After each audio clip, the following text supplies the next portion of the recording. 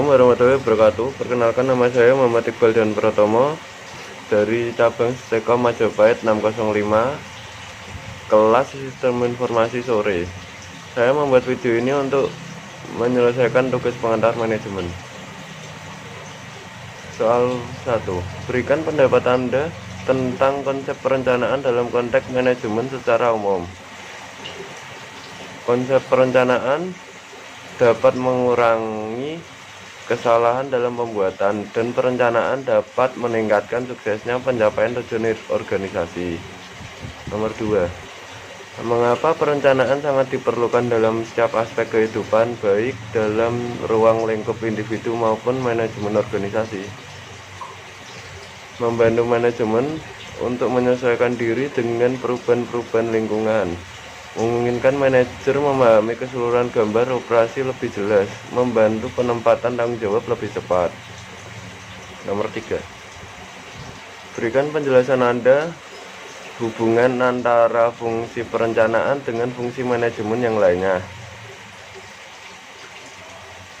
Dalam interaksi, perencanaan saling berhubungan dan saling bergantungan dengan kegiatan fungsi manajerial lainnya. Lalu hubungan fungsi perencanaan dengan fungsi pengorganisasian lainnya menunjukkan cara bagaimana menggunakan sumber daya untuk mencapai efektivitas yang tinggi.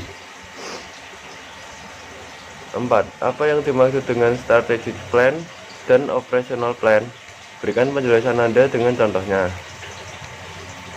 Strategic plan merupakan proses perencanaan jangka panjang yang disusun dan digunakan untuk menentukan dan mencapai tujuan organisasi. Contohnya, perusahaan memberikan layanan penyusunan rencana jangka panjang yang akan memudahkan perusahaan dalam menentukan strategi di berbagai aspek manajemen.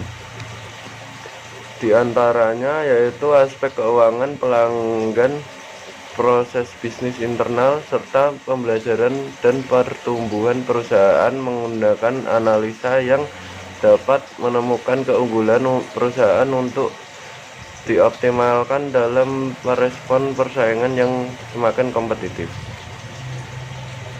Operational plan adalah penguraian lebih terperinci bagaimana rencana-rencana strategik akan dicapai. Contohnya, dalam single use plan, perencanaan sekali pakai, biasanya manajer akan merencanakan pengembangan dalam suatu proyek. Misal proyek pembangunan, manajer akan merencanakan letak strategis dan target pasar yang menyesuaikan keadaan di suatu tempat tersebut. Namun di dalam rencana tetap atau standing plan, pendekatan standar untuk penanganan situasi yang dapat diperkirakan dan terjadi berulang-ulang.